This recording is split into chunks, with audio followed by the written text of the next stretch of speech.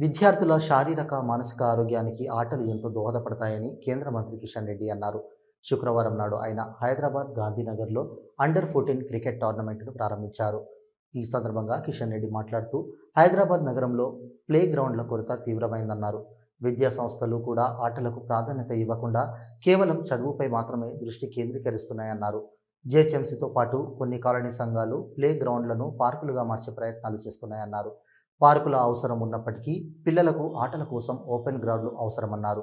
ఇవి వారి భవిష్యత్తుకు ఎంతో అవసరమని, ప్రభుత్వ స్థలాలను అమ్మకుండా వీటిని ఓపెన్ గ్రౌండ్లుగా, ప్లే ఏరియాలుగా అభివృద్ధి చేయాలని రాష్ట్ర ప్రభుత్వాన్ని డిమాండ్ చేస్తున్నారన్నారు.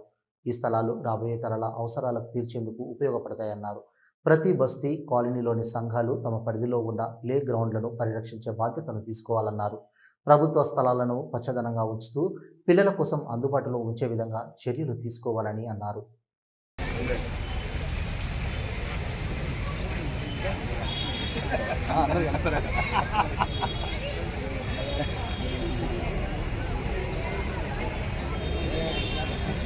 క్రికెట్ ఆడుతున్నది నేను